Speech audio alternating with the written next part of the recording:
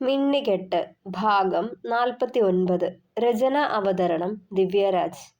Mission ഹോസ്പിറ്റലിലെ ഐസിയുവിലേക്കുള്ള ഇടനാഴിയിലൂടെ വേഗത്തിൽ മുന്നോട്ടു പോകവേ വല്ലാതെ മിടിച്ചു ഇസഹാക്കിന്റെ ഹൃദയം.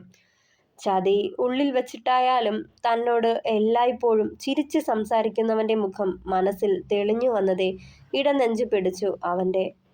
തന്റെ വിരൽത്തുമ്പു പിടിച്ചു നടന്ന കുഞ്ഞിച്ചെക്കന്റെ മുഖം ഓർത്തതേ കണ്ണുകൾ നിറഞ്ഞു അവന്റെ. തന്നോട് തല്ലുകൂടുന്ന കൊഞ്ചിക്കുഴയുന്ന അന്നത്തെ ആ പിഞ്ചുമുഖം വീണ്ടും വീണ്ടും അവന്റെ ഹൃദയത്തെ നോവിച്ചു.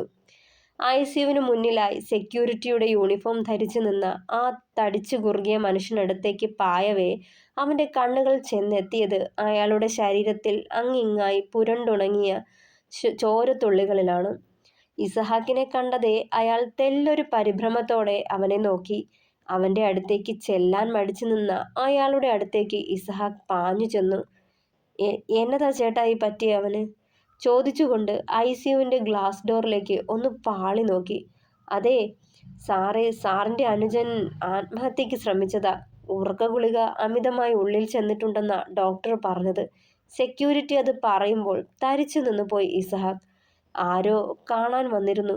എത്ര വിളിച്ചിട്ടും വാതിൽ തുറക്കുകയോ വിളി കേൾക്കുകയോ ചെയ്തില്ല. അതാ സംശയം തോന്നി വാതിൽ തള്ളി തുറന്ന് അകത്തേക്ക് കയറി നോക്കിയതും തൊട്ടടുത്തായി മെഡിസിന്റെ ബോട്ടിലും.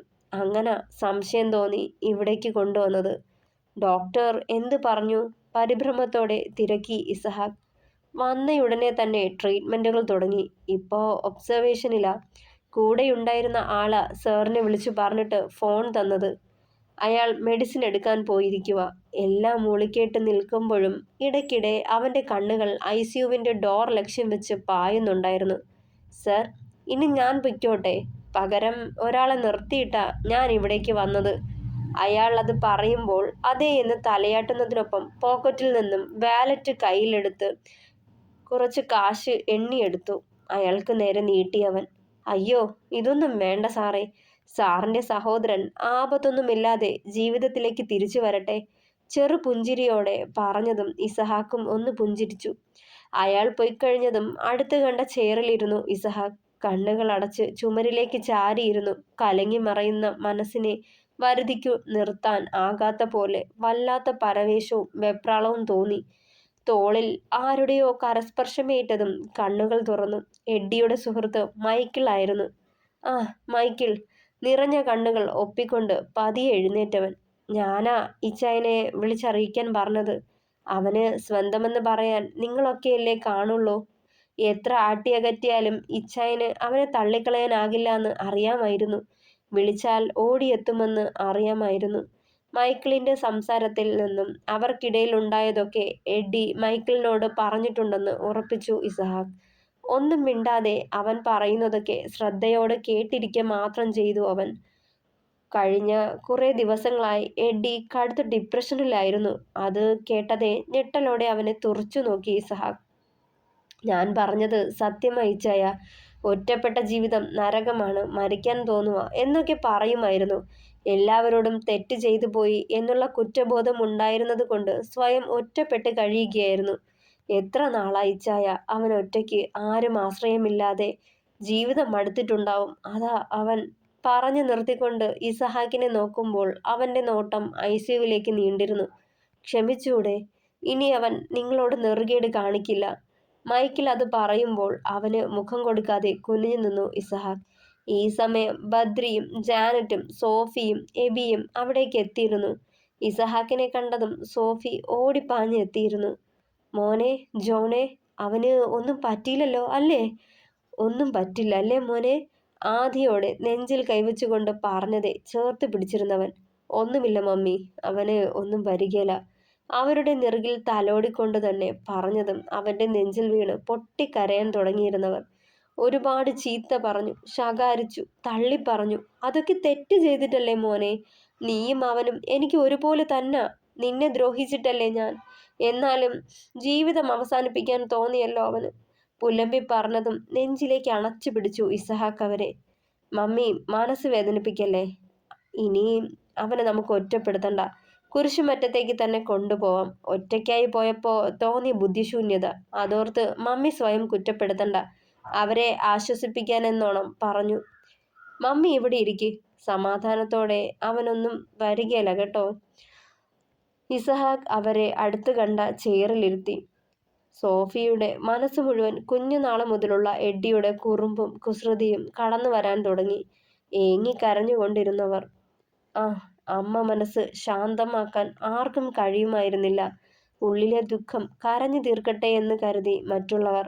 അപ്പോഴും ഇസഹാക്കിന്റെ കരങ്ങൾ അവരെ പൊതിഞ്ഞു പിടിച്ചിരുന്നു, ഒരിക്കലും കൈവിട്ട് കളയില്ല എന്ന പോലെ.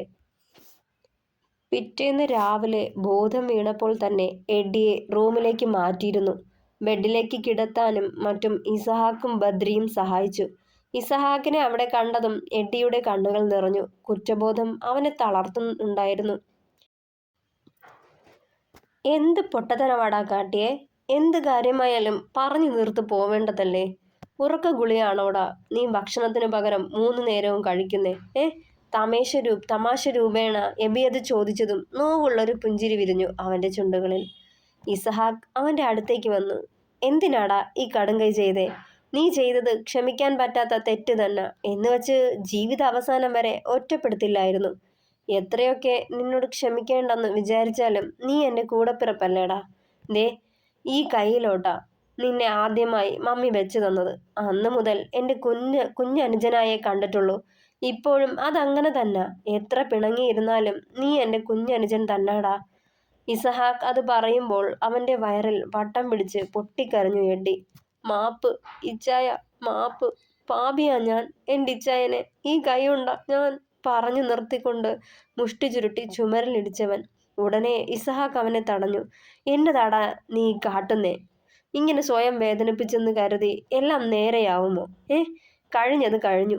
ഇനി പഴയതൊന്നും ഓർത്ത് നെഞ്ചു നീട്ടണ്ട. എല്ലാം മറന്ന് പുതിയൊരു ജീവിതം തുടങ്ങണം. എല്ലാവരും നിന്റെ ഒപ്പം ഉണ്ടാവും. വാത്സല്യത്തോടെ അവനെ ചേർത്ത് പിടിച്ചു ഇസഹാക്ക്. ഇതാടാ ഞങ്ങളുടെ ഇസ. സ്നേഹത്തിന് അങ്ങേയറ്റമാ. ചങ്ക് പറിച്ചു കൊടുത്തും സ്നേഹിക്കും. ബദ്രി അത് പറഞ്ഞുകൊണ്ട് ഇസഹാക്കിനെ ചേർത്ത് പിടിച്ചു. പക്ഷെ ഇടഞ്ഞാലോ ചങ്ക് പറിച്ചെടുക്കും കേട്ടോ. എബിയും ഒരു വശത്തുകൂടി അവനടുത്തേക്ക് വന്ന് ചേർത്ത് പിടിച്ചു. ഇവനിലും വലിയ സമ്പത്ത് ഇനി എന്താടാ? ഇതുപോലൊരു കൂടപ്പിറപ്പായവനെ ദൈവം നിനക്ക് തന്നില്ലേ? ഇനിയെങ്കിലും ഇവനെ മനസ്സിലാക്കണം നീ. അസൂയയും കുശുമ്പും പകയും കാരണം നഷ്ടപ്പെടുത്തി കളഞ്ഞ് അറിയാതെ പോയ ഈ കൂടപ്പിറപ്പിന്റെ സ്നേഹം അനുഭവിച്ചറിയണം നീ. ചിരിയോടെ പറഞ്ഞു ബദ്രി അന്നേരം. നേർത്തൊരു പുഞ്ചിരിയോടെ ഇസഹാക്ക് നോക്കി നിന്നവനെ. വൈകുന്നേരം ഹോസ്പിറ്റലിൽ നിന്നും ഇസഹാക്ക് തിരികെ വന്നിരുന്നു. അവനെ കണ്ടതേ അമ്മു അവനടുത്തേക്ക് ചെന്നു. ഹോസ്പിറ്റലിലെ കാര്യങ്ങളൊക്കെ ചോദിച്ചറിഞ്ഞു. ഒന്ന് ഫ്രഷ് ആയ ശേഷം പതിവ് പോലെ കത്രീനാമ്മയുടെ റൂമിലേക്ക് ചെന്ന് അവരോട് സംസാരിച്ചിരിക്കുവായിരുന്നു അവൻ. എൻ്റെ വല്യമ്മച്ചി എന്തൊക്കെയായിരുന്നു? എനിക്കിനി ക്ഷമിക്കാൻ കഴിയില്ല. അത്രയ്ക്ക് വലിയ ചതിയാ കാട്ടിയെ എന്നൊക്കെ പറഞ്ഞ് എഡ്ഡിച്ചായനെ അകറ്റി നിർത്തിയിട്ട് ഇപ്പൊ നോക്കിയേ ഓടിപ്പോയിരിക്കുവാ ഇച്ചായൻ. അവനെ കളിയാക്കി പറഞ്ഞുകൊണ്ട് അമ്മു ഇസഹാക്കിനുള്ള കോഫിയുമായി വന്നു. നീ കളിയാക്കൊന്നും വേണ്ടടി മോളെ. അതിയാന്റെ അതേ സ്വഭാവമാ ഈ ചെക്കനും. നന്മയുള്ള മനസ്സല്ലേ അതാ. പിന്നെ കൂടപ്പിറപ്പിനോട് 7 അല്ല 70 വട്ടം ക്ഷമിക്കാനല്ലയോ തമ്പുരാൻ പറയുന്നത്? ചിരിയോടെ അവർ പറഞ്ഞത്. വല്യമ്മച്ചിയും കൊള്ളാം, കൊച്ചുമോനും കൊള്ളാം. ജീവനെടുക്കാൻ നോക്കിയ അനുജനോട് എത്ര പെട്ടെന്നാ ക്ഷമിച്ചേ. പക്ഷെ എന്നോടോ വല്യമ്മച്ചി എത്രമാത്രം വേദനിപ്പിച്ചു. എല്ലാം പോട്ടെ, ഈ വീട് വിട്ട് പോവാൻ നേരം ഞാൻ ഇച്ചായൻ്റെ കുഞ്ഞിനെയും കൊണ്ടാ പോണതെന്ന് പറഞ്ഞിട്ട് കൂടി തിരിച്ചു വിളിക്കാൻ മനസ്സ് കാട്ടിയോ? ഓർക്കുമ്പോൾ എനിക്കത് വേദന തന്നാ വല്യമ്മച്ചി. ഇടർച്ചയോടെ പറഞ്ഞതും കത്രീനാമ്മ അവളെ ദയനീയമായി നോക്കി. അവളുടെ കണ്ണുകൾ നിറഞ്ഞത് കണ്ടതേ ഇസഹാക്കിന്റെ മുഖം മങ്ങിയിരുന്നു. പോട്ടടി മോളെ, ക്ഷമിച്ചേക്ക്. അവനിനി അങ്ങനൊന്നും കാട്ടില്ല അല്ലയോടാ ജോണേ. അതിന് അവളെ നോക്കം മാത്രം ചെയ്തു ഇസഹാക്ക്. ഇനിയിപ്പോ കഴിഞ്ഞതൊക്കെ കുത്തിപ്പൊക്കി അവരോട് മുഖം വീർപ്പിച്ച് നടക്കല്ലേടി മോളെ. അവരത് പറഞ്ഞതേ ഞാൻ ഓർത്തപ്പോൾ പറഞ്ഞതാ വല്യമ്മച്ചി. ഞാനിനി പിണങ്ങത്തൊന്നുമില്ല പറഞ്ഞുകൊണ്ട് പുറത്തേക്ക് നടന്നു. എടാ ജോണേ, അവൾക്ക് വലിയ വിഷമം കാണും. നീ ഒന്ന് ചെന്ന് സമാധാനിപ്പിക്ക്. ഒന്നാമതേ വയറ്റിലുള്ളതാ. വേണ്ടാത്തതൊന്നും ആലോചിച്ച് ഓരോന്നും വരുത്തി വെക്കണ്ട. മറുപടി ഒരു മൂളലിൽ ഒതുക്കിക്കൊണ്ട് അവൾക്ക് പിന്നാലെ നടന്നവൻ. ഇസഹാക്ക് റൂമിലേക്ക് ചെല്ലുമ്പോൾ അമ്മാളു ബാൽക്കണിയിൽ നിൽപ്പുണ്ടായിരുന്നു. അവൻ വേഗം അമ്മുവിൻ്റെ അടുത്തേക്ക് നടന്നു. പിന്നിലൂടെ അവളെ ചേർത്ത് പിടിച്ചു നെഞ്ചിലേക്ക് അണച്ചു. അമ്മു, എന്താടാ, ദേഷ്യമാണോ ഇച്ചായനോട്? ഇല്ലെന്ന് തലയാട്ടി അവൾ. പിന്നെ? അവളെ തനിക്ക് നേരെ തിരിച്ചു നിർത്തി ഇസഹാക്ക്. എന്തോ പെട്ടെന്ന് ഓർത്തപ്പോൾ വേദന തോന്നി ഇച്ചായ. സാരമില്ല, പറഞ്ഞപ്പോൾ അതങ്ങ് മാറി. ദേ അമ്മു, ഓരോന്നും ഓർത്ത് വിഷമിപ്പിച്ച് വെറുതെ എൻ്റെ കുഞ്ഞു മാളുവിനെ കൂടി വേദനിപ്പിക്കല്ലേ. ചിരിയോടെ അവളുടെ വയറിൽ കൈ ചേർത്ത് വെച്ചു. കുഞ്ഞു മാളുവോ? അവനെ നോക്കി നെറ്റി ചുളിച്ചതും. അമ്മാളുവിൻ്റെ മോളല്ലേ, അപ്പോ കുഞ്ഞു മാളു. കുറുമ്പോടെ അവളുടെ കവിളിൽ പിച്ചി. അയ്യോടാ, കൊഞ്ചുന്ന കണ്ടില്ലേ? കാലകേയൻ കുറുമ്പോടെ അവനെ കൂർപ്പിച്ചു നോക്കിക്കൊണ്ട് അകത്തേക്ക് നടക്കാൻ തുടങ്ങി. വെറുപ്പായിരുന്നടി അവനോട്. പക്ഷേ കൂടപ്പിറപ്പായിപ്പോയില്ലയോ? ചാവാൻ പോയെന്നറിഞ്ഞപ്പോൾ വിട്ടുകളയാൻ തോന്നിയില്ലടി, അതാ. ഈ ജന്മം അവനോട് പൊറുക്കില്ലെന്ന് ഓർത്തതാ. പിന്നെയും അവൻ്റെ അവസ്ഥ കണ്ടപ്പോൾ. മനുഷ്യരല്ലേടി നമ്മളൊക്കെ. അവരെ ഇന്ന് കാണുന്നവരെ നാളെ കാണുന്നില്ലല്ലോ. എന്നാത്തിനാ ഈ വെറുപ്പും വിദ്വേഷവും? ഓർത്തപ്പോൾ അവളുടെ കയ്യിൽ കൈകോർത്ത് പിടിച്ച് നെഞ്ചിലേക്ക് അണച്ചു പിടിച്ചു. അമ്മു, അവനൊരു കൂട്ട് വരുമ്പോൾ ഇപ്പോൾ ഉള്ള ഈ ഒറ്റപ്പെടലൊക്കെ അങ്ങ് മാറുമായിരിക്കും അല്ലയോടി? അവളുടെ നെറുകിൽ പതിയെ ചുംബിച്ചു ഇസഹാക്ക്. അവനെ സംശയത്തോടെ നോക്കി അമ്മു. ഞാൻ ആലോചിക്കുമായിരുന്നേ പെണ്ണെ, ടീനയെ അവൻ ഇഷ്ടമായിരുന്നെന്ന് അന്നവൻ പറഞ്ഞായിരുന്നു. അവളും ഇതേവരെ വിവാഹം കഴിച്ചിട്ടില്ലല്ലോ.